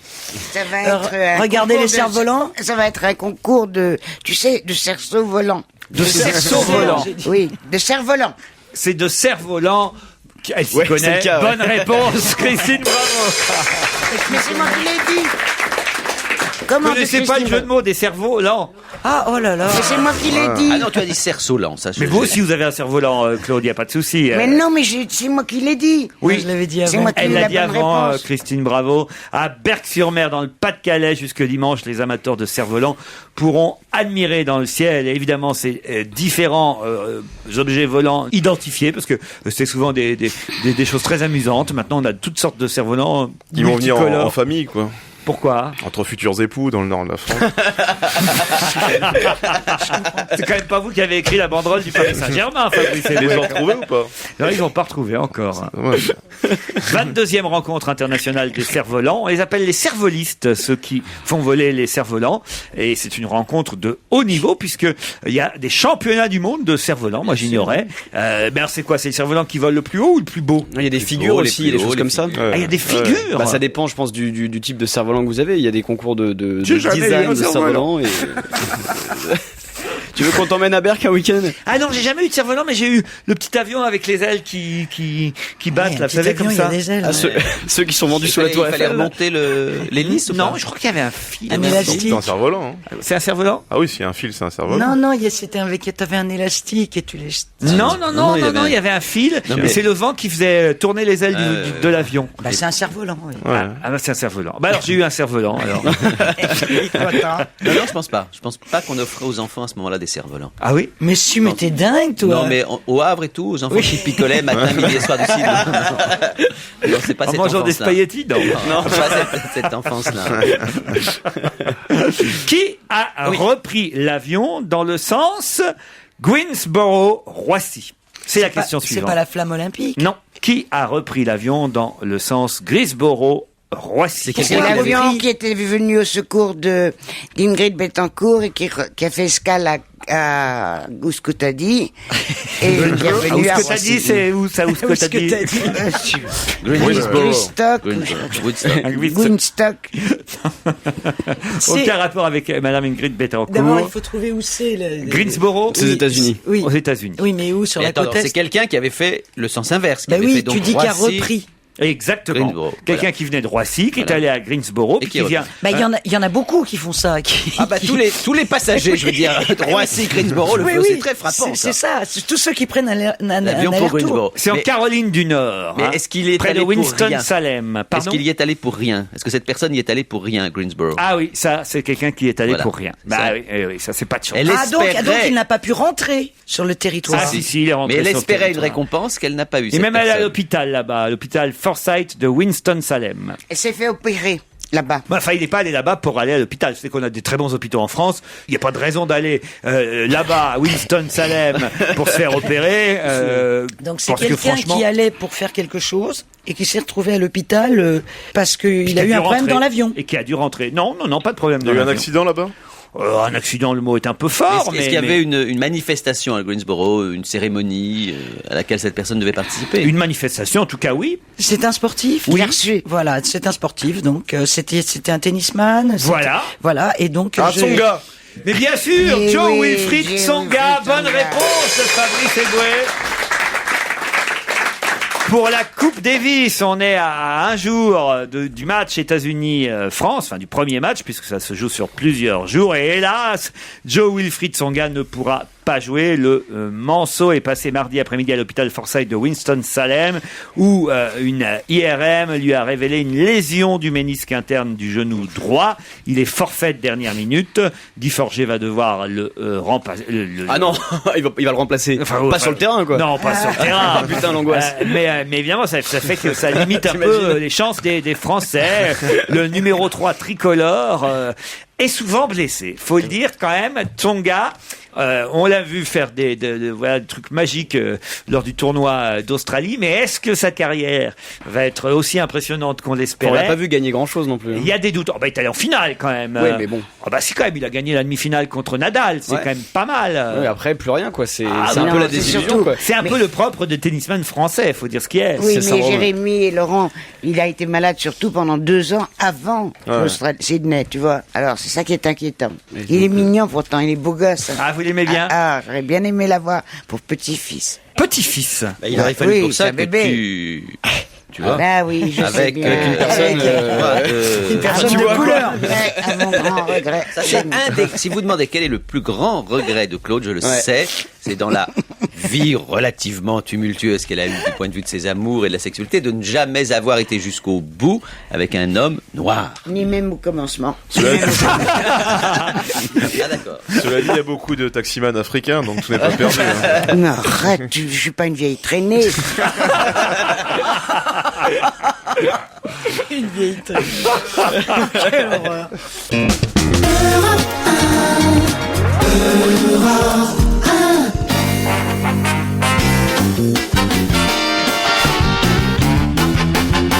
Claude Sarraute, Gérard Miller, Christine Bravo, Fabrice Eboué, Jérémy Michalak. Et hélas, toujours pas de Serge Liado qui est à l'hôpital, vous le savez, mais il devrait sortir les jours prochains. Il va mieux après sa glissade sur la serpillière de sa femme de ménage. Et ça fait rire tous les jours, ça. Je l'ai eu au téléphone hier, Serge Liado. Il m'a dit arrêtez de vous foutre de ma gueule quand même. Et surtout, faut pas qu'on dise, paraît-il, que c'est le col du fémur parce qu'il dit ça fait vieux. Ah oui, c'est vrai. Il a raison. Et il veut encore pas. Alors voilà, rappelons-le, il a 25 ans, Serge Liado, et c'est très rare. C'est un accident de tectonique. Voilà, un accident de tectonique. Serge Liado n'étant pas là, on va quand même réécouter le quiz d'hier, qui était un peu différent. Écoutez bien le principe, parce que c'est un peu compliqué quand même. Des extraits de chansons, 6 extraits de chansons en tout. Sur les 6, 4 chansons avaient été identifiées hier, mais il s'agit pas tant la chanson dont il faut deviner le titre, mais le mot que nous avons caché dans chaque extrait. Un mot a été remplacé par un gong dans chaque extrait de chanson. Il y a donc 6 mots en tout à trouver. Et si vous mettez les 6 mots ou les 6 groupes de mots à la suite les uns des autres, ça vous donne une phrase. Hier, on a trouvé 4 mots sur 6. Il en manquait 2. On a un gagnant quand même sur europe1.fr. Il s'appelle Philippe Buissonnière. Il est instituteur, ce qui s'invente pas d'ailleurs quand on s'appelle Buissonnière. Il vient pas souvent. Il habite dans l'Allier, en Auvergne, très précisément. Philippe Buissonnière, qui habite Lusigny, a trouvé les 2 mots manquants et il a réussi à reformer la phrase. On va voir si vous êtes aussi doué que lui. On réécoute. Écoutez.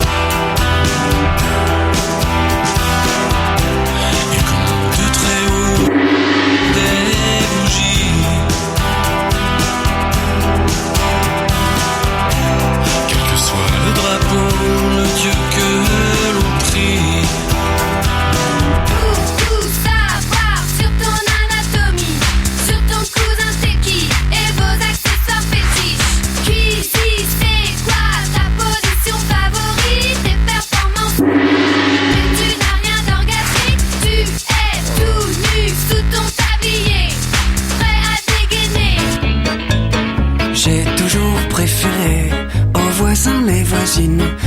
les ombres ondulent sur les volets. Comment fera ce Nicolas?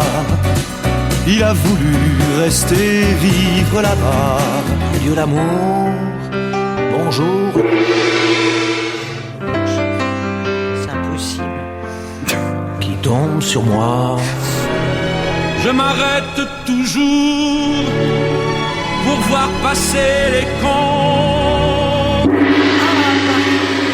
Je ne t'aime plus. Je ne t'aime plus. Christine a trouvé le dernier, en tout cas. Ah oui. Ah, c'est quoi? C'est à Paris. À Paris. C'est Léo Ferré, bien sûr. Mais celui-là, on l'avait déjà trouvé hier, à Paris. Est-ce que vous avez trouvé d'autres mots?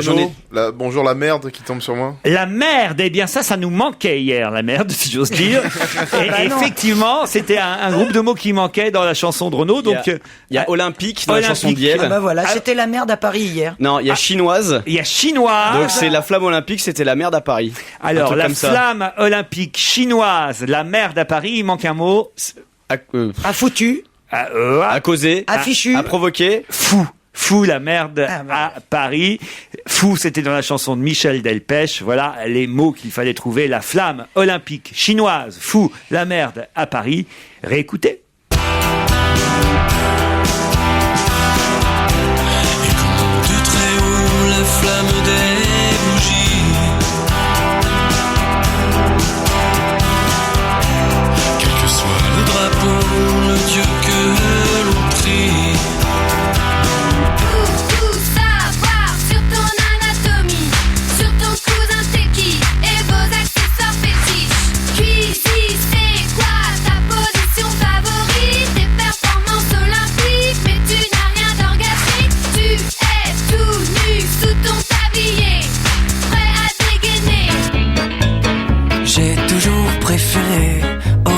Les voisines dont les ombres chinoises ondulent sur les volets. Comment fera ce fou de Nicolas? Il a voulu rester vivre là-bas. Dieu l'amour, bonjour la merde. Qui tombe sur moi. Je m'arrête toujours pour voir passer les cons à Paris. Je ne t'aime plus. Bravo à Philippe Buissonnière qui sur europe1.fr a pu reformer la bonne phrase grâce à notre quiz. Il gagne, notre instituteur de l'Allier. Ah, il faudra qu'il monte à Paris quand même. Il y a des TGV maintenant. Oui, bien sûr. De l'Auvergne, oui. Ah, Clermont-Ferrand, Paris. Ah non, Clermont-Ferrand, Paris, c'est toujours un peu compliqué. Oui, mais je crois qu'il y a un TGV, maintenant. Oui, il me semble qu'il y a un TGV Clermont-Ferrand, Paris. Non, il n'y a pas d'Auvergnat dans la salle, là? Non, ils peuvent pas venir, il n'y a pas de TGV. En tout cas, il gagne s'il a la possibilité de venir à Paris. Des places pour aller applaudir Fabrice Eboué au Comedy Club les vendredis et samedis à 20h. Tout à fait, Laurent. Il gagne le livre de Raphaël Mesrahi, ça on pourra lui envoyer, parce qu'il y a la poste en Auvergne quand même. Oui. Bon. Les préfaces imaginaires de Raphaël Mesrahi, le livre de Paulette Couder, Diedushka aux éditions Belfond, livre qu'elle dédicacera le week-end prochain au festival du livre et du vin de Saumur. Vous y allez aussi, Claude? Tu parles que j'y vais. Ah là là là là, j'y vais depuis des années. Vous pouvez pas imaginer ce que c'est. C'est génial. Les écrivains bourrés. Mais non, mais attends, ça commence dans le train. Il y aura un prix Jean-Claude Brialy décerné cette année d'ailleurs. Ah bon? Puisque... Alors moi c'est beaucoup mieux, je fais pas partie d'aucun jury. Ah oui. Je reviens rien que pour boire et pour manger. Et tu commences dans le train. Mais vous écrivez aussi parfois. Ah ben non, je signe des bouquins, mais là je... Alors, tu prends le train à Montparnasse et à peine t'es installé en première, que ça défile, les apéros, les vins, les plats, les trucs. À 11h du matin, est-ce que tu te rends compte de ce bonheur? C'est génial. Et tu termines en bas de ton hôtel. Toujours, quand tu descends vers 10h, 11h, il y a le bar qui est là, gratuit, tu vois. Avec tout le monde qui vomit autour, c'est super. Et ça se termine le soir à pas d'heure.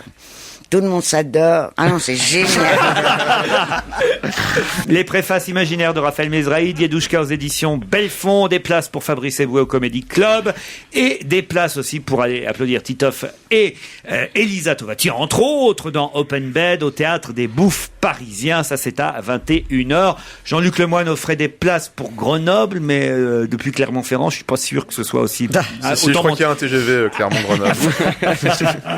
Voilà, mais il y est demain soir, en tout cas, Jean-Luc Lemoyne. Bravo, en tout cas, notre auditeur. J'espère qu'il pourra monter à Paris pour profiter de tout ça. Autrement, en tout cas, on lui enverra les livres précédemment cités.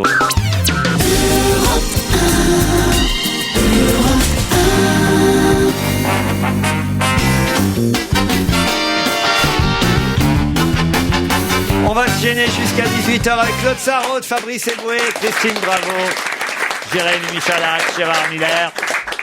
Et j'ai confié à Gérard, Claude et Fabrice le DVD de la semaine, 99 francs, un film dont on a beaucoup parlé à sa sortie, un film de Yann Kounen. On a souvent oublié de rappeler qui était le réalisateur du film parce qu'on disait beaucoup dans la presse le film de Frédéric Becbédé, vu que c'était un film tiré de son roman à succès, son premier, qui avait tant fait parler, 99 francs. Jean Dujardin était celui qui jouait le rôle d'ailleurs de Frédéric Becbédé. C'était même fait une tête à la Frédéric Becbédé pour le rôle de ce film. Il y avait aussi Jocelyn Quivrin, Patrick Mille, Vaina Jokente, Elisa Tovati aussi d'ailleurs, Nicolas Marié. Comment vous avez trouvé ce film? Tiens, je commence par vous, Claude Sarraute. J'ai détesté. Ah oui? Ah non, mais tu peux pas savoir ce que c'est. C'est kitsch, c'est mélodramatique, c'est... Alors, le Becbédé, le héros de ce film, qui travaille donc dans une agence de publicité, il picole, il sniffe, il picole, alors, et ça va... À la bouche, au nez. Il est dans un état épouvantable, il est sale, ignoble, il se vomit dessus, il vomit sur tout le monde. On se serait cru à Saumur. Ah non, attends, c'est terrible. Tu trouves, enfin, alors, tu es d'accord? Gérard Miller. Moi, j'ai pas aimé du tout. J'étais frappé parce que j'aime bien Becbédé, j'ai bien aimé le livre, j'aime bien l'humour de Becbédé, son cynisme même, alors que je déteste en général les gens cyniques. Mais là, ça ne passe pas. C'est-à-dire, je sais pas, d'abord, c'est ennuyeux. Moi, je me suis pas amusé du tout. Il y a quelques scènes qui sont réussies. Il faut pas exagérer. Il y a quelques bons dialogues, quelques bonnes scènes. Mais cette façon de filmer sur le mode je suis plus malin que tout le monde. C'est ça le film. Je suis plus malin que tout le monde et je vous emmerde. Mais filmer aussi d'une façon supposée tellement originale. Enfin, si je parle sous le contrôle d'Eboué, je trouve que c'est, non, mais je veux dire, c'est un humour. Eboué doit aimer absolument. Non, pas du tout. C'est un humour supposé. Enfin, c'est du Canal+ au degré 10. Voilà. Enfin, c'est plus malin que tout le monde, quoi. J'ai détesté ça, moi aussi, quand j'ai vu le film à sa sortie. C'était terrible. Alors, je suis pas allé au bout. J'ai arrêté au bout de, je crois, 30 minutes parce que je trouvais ça vulgaire, je trouvais ça prétentieux, je trouvais ça. Alors, je sais pas. Fabrice Eboué, vous? Bah, je dînais avec Yann hier soir, qui est un ami, et non, très honnêtement, moi, j'ai bien aimé jusqu'à mi-parcours, justement, le film. Au départ, je trouve que le cynisme absolu, c'est quand même un reflet peut-être un peu exagéré, mais ça représente quand même bien, plus peut-être d'ailleurs le monde de la télévision, celui de la pub, je l'ignore, mais pour graviter un peu dans celui de la télé en ce moment, je trouve qu'on croise certaines personnes qui peuvent atteindre quand même ce niveau de cynisme. C'est fini, ça. C'était à la télé. Jamais. Enfin, écoutez, franchement, alors on fait de la télé. Il n'y a plus de cynisme. J'en fais de la télé. Mais non, mais le cynisme de la télévision aujourd'hui, il est pire parce qu'il est plus sur les plateaux justement. Il est en dehors. On fait semblant de s'apitoyer sur des histoires dont tout le monde se fout éperdument, etc. Et je trouve que c'est un peu traduit aussi là-dedans. Quand il y a la première réunion d'entreprise, par exemple, je trouve que c'est assez drôle. La première pub qui est proposée. Après, on lui dit en gros qu'il faut de la merde parce que c'est ce que les gens veulent. Oui. Ça, je trouve que c'est assez juste. Écoutez, on a vu ça. C'est pas nouveau. On a vu ça. Je veux dire, ça existait déjà dans Tout le monde il est beau, tout le monde il est gentil, le film de Jean-Yann qui a 30 ans. Non, mais sauf que c'était drôle et bien filmé. Je dis pas que c'est révolutionnaire. Moi, j'ai souri à ces moments-là. Moi, ça m'a intéressé. C'est les seuls moments, c'est les moments concrets qui ne sont pas chichiteux, trafiqués, genre jeux vidéo. Tu peux pas savoir les trucs. Tout est dans l'excès. Même le milieu de la pub, le pire qui soit, n'a jamais pu atteindre, j'imagine, ce qu'on voit dans ce film. Ouais, effectivement, c'est une caricature. Après, c'est une caricature, je suis d'accord. Et après, effectivement, moi, ensuite, à mi-parcours, je me suis effondré. Il faut voir le film, cela dit, pour Elisa Tovati, pour tous les hommes qui aiment les belles femmes, c'est quand même quelque chose. Alors là, il vaut mieux aller au Théâtre des Bouffes Parisiens, vous allez la voir en live et faire la danse du ventre, et ce sera pas dans un film à chier. Hein. Christine, vous l'avez vu ou pas? Non, je l'ai pas vu, mais je pense que c'est très risqué. L'adaptation d'un livre au cinéma, c'est toujours très risqué. Il y a une écriture, Beigbeder écrit bien. Il a une écriture incisive qui passe très bien, à mon avis, en littérature, parce que je le prends pour un très bon écrivain.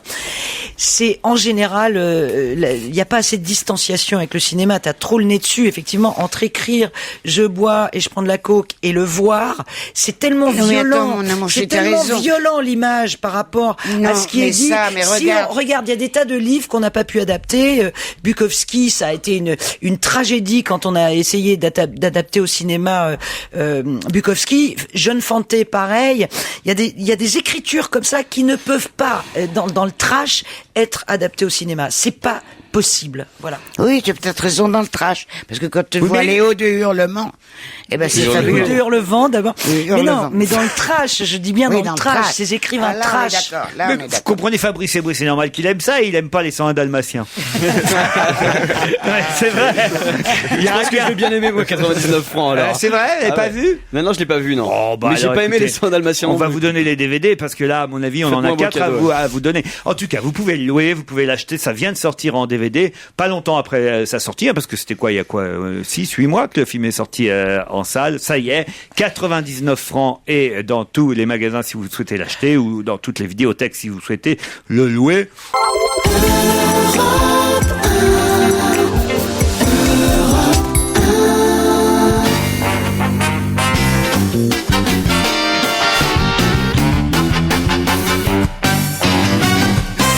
Cinéma, exceptionnellement un jeudi, mais Monique Pantel est toujours prête, n'est-ce pas Monique? Bonjour. Bonjour. Ce matin, oui. 2 moineaux sont arrivés sur mon balcon. Non. Ils tenaient dans leur bec une petite banderole. Oh. Pourquoi les films pour enfants sont meilleurs que les autres? Ah. Oh la drogue, putain. Vous aviez raison Fabrice Eboué.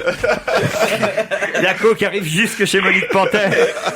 Non pas la coke, mais le plaisir d'avoir vu un film délicieux. Lequel? Alors commençons par celui-là. C'est le meilleur de la semaine. L'île de Nîmes? Oh, c'est exquis. Avec Jodie Foster? Oui, c'est intelligent, c'est plein de suspense aux branches, du rire et d'émotion.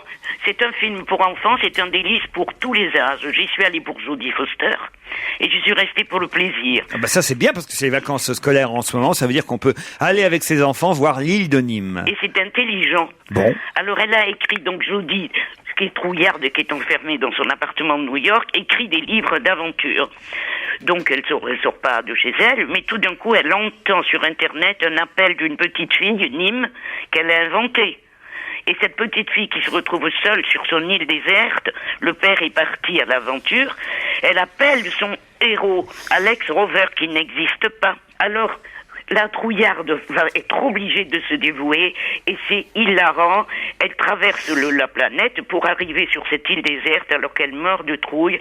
Elle sauve la petite, c'est mignon, c'est adorable, on pleure, on rit, surtout on rit et c'est épatant. L'île de Nîmes avec Jodie Foster. Un film français maintenant si vous le voulez bien. Les Randonneurs à Saint-Tropez, un film de Philippe Harel avec Karine Viard, Benoît Poelvoort, Géraldine Pellas, Vincent Elbaz et Philippe Harel lui-même, les mêmes qui étaient dans le numéro 1, Les Randonneurs. Eh bien, ça aurait dû être drôle et sympa. Oui. C'est sympa et lugubre. Ah. Benoît Poelvoort, qui en fait des tonnes de plus en plus, il est horripilant, un arnaqueur déjanté. Ses victimes, en revanche, les randonneurs, sont trop gaudiches. Tout est trop bâclé, et c'est pas bon. Il paraît que Karine Viard est marrante. Elle est géniale. Ouais. Elle se sort de ce truc, elle fait rire. Celle-là, elle a beaucoup de talent. Hein. Ah. Bon, alors on oublie Les Randonneurs à Saint-Tropez pour l'instant. On va voir un film d'horreur ensemble, The Eye. Ah oui. Avec Jessica Alba. Elle est très belle, hein, cette petite. Ouais. Oui. Après une greffe des yeux, sa vie et surtout son destin changent. Parce qu'elle est plus aveugle du tout, mais elle voit beaucoup de choses et surtout des choses horribles. Quand dû voir ces nouvelles prunelles, moi, à ce moment-là, je me suis posé des questions sur les greffes. Mais, oui. Ah si oui. vraiment on vous greffe un rein et que vous avez toute la vie de l'autre, enfin, bref. Ah bah oui. Mais un jour... Si on vous greffe un rein et que vous avez le caractère de Richard Berry, ça fait peur. Mais un jour, il y a une scène qui m'a beaucoup plu. Parce que grâce à ce don de double vue, elle empêche un horrible incendie de tuer des tas de gens. Ça m'a beaucoup plu parce que c'est positif. Produit par Tom Cruise, joué par cette divine Jessica Alba, réalisé par deux jeunes Français, il se laisse vraiment voir. Lady Jane, un film de Robert Guédiguian avec évidemment ses acteurs fétiches Ariane Ascaride, Jean-Pierre Daroussin et Gérard Mélan. Alors incompréhensible à ce point, ça devient reposant. Des années après Marie-Jo et ses deux amours, le trio se reforme. On a enlevé l'enfant d'Ariane Ascaride. Elle appelle ses vieux potes, Jean-Pierre Daroussin et Gérard Mélan, à la rescousse. C'est un molar. Pardon, un moulard. C'est un polar. Un polar molasson. Et ça flingue de partout. Il va falloir qu'on les range, nos vieilles. Hein. Je ne suis pas si vieille que ça. Hein. J'ai des nouveaux amis sur le palier qui m'adorent. Ah oui, c'est pas vrai. Voilà, vous avez des nouveaux voisins? Oui. Quand ils ont dit à la voisine à qui ils ont acheté l'appartement, mais qui c'est mon... Oh, on l'adore. Monique Pantel. Oui, c'est moi, donc. Vous êtes connue maintenant. Hein. Ah, oui. En tout cas, par vos voisins de palier. En tout cas, sur le palier. Alors, pour revenir au film de Guédiguian, Lady Jane, c'est un polar. C'est un polar. C'est pas terrible, hein. Mais il a fait quand même 2 films que j'ai adorés, que tout le monde a adoré. Marius et Jeannette et les c'est ce qu'il a fait connaître du grand public, et Marius et Jeannette. Le promeneur de Champ de Mars, qui était formidable, donc on lui pardonne. Désengagement, un film d'Amos Gitaï avec Juliette Binoche, Jeanne Moreau, Barbara Hendricks, entre autres. Eh bien justement, vous vous dites que ça doit être bien. Oui. Moi je me suis dit ça parce qu'Amos Gitaï il fait. C'est le film préféré de la semaine d'Isabelle Motro. Hein. Oh ben dites donc la pauvre. Binoche Moreau, je croyais me régaler. Ah oui. Mais on ne voit Jeanne que quelques minutes, le temps qu'elle parle en anglais et en France à une Française Binoche. Pourquoi? On n'en sait rien. Et pourquoi? On ne sait pas pourquoi non plus, puisque c'est censé se dérouler à Gaza, essayer d'expliquer le désengagement de la fameuse bande. Pourquoi ça se déroule pendant 1 heure à Paris, 1 heure lourde d'ennui? Dommage pour Binoche. Bon, alors on oublie le désengagement. Ah oui, oui. Et on retiendra donc essentiellement le film pour enfants, film familial, on peut dire, L'île de Nîmes. C'est adorable. Et éventuellement, pour avoir peur, The Eye. Ah oui, c'est tout à fait visible, si j'ose dire. Hein. Parfait. Ah oui. À la semaine prochaine, Monique Pantel. Bisous. Bisous, on vous applaudit.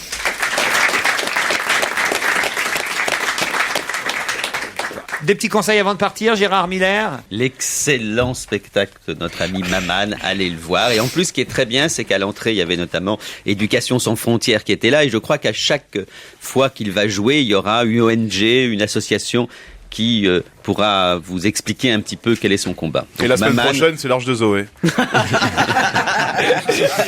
Salaud, mais quel salaud. Les journées nationales du livre et du vin, on en a parlé tout à l'heure, c'est à Angers et Saumur ce week-end, c'est la 13e édition. Les thèmes de cette année sont l'ivresse pacificatrice et l'hommage à Jean-Claude Brialy qui y sera rendu. C'est aussi le 4e festival mondial d'art naïf à Verneuil-sur-Avre, ça c'est dans l'Eure, Verneuil-sur-Avre.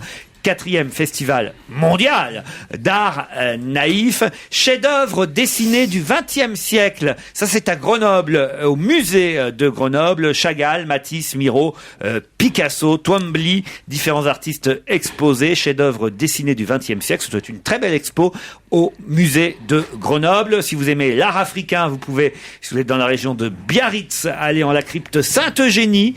Vous avez le temps, c'est jusqu'au 22 juin, mais ça a commencé depuis le 5 avril. Une exposition ouverte tous les jours sur l'art africain au musée Crypte Sainte-Eugénie de Biarritz. Qu'est-ce que j'ai d'autre aussi? Tiens, la sortie dans la collection hors série de Marie-Claire Maison d'un spécial évasion. C'est pas pour... C'est un truc sur Colonna, ouais. Non. Spécial évasion, voyager selon ses envies, nature, savoir, bien-être, culture, du cœur de la France jusqu'au bout du monde. Voilà, vous avez toutes les... Moi, j'adore, même si on n'est pas encore en vacances, commence, on regarde et déjà on part un peu avec ce genre de magazine. Voilà, c'est ce que je préfère dans les magazines sérieux, Observateur, Express. C'est la dernière page où tu as toutes les maisons à vendre. C'est génial. Ah oui. Je les veux toutes, moi. Oui. Je les veux toutes. Ah, c'est un bon travail de journaliste, ça.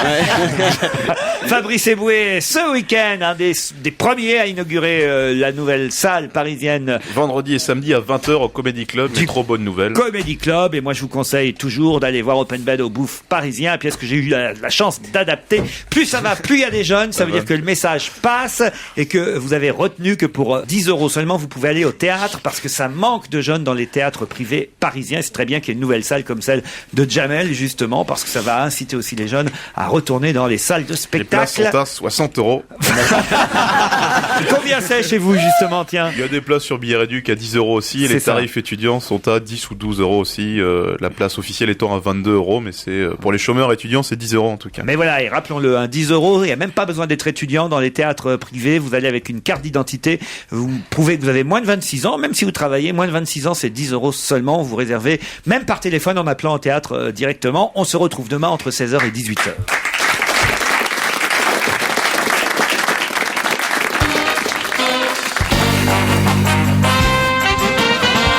Retrouvez tout Europe 1 sur europe1.fr.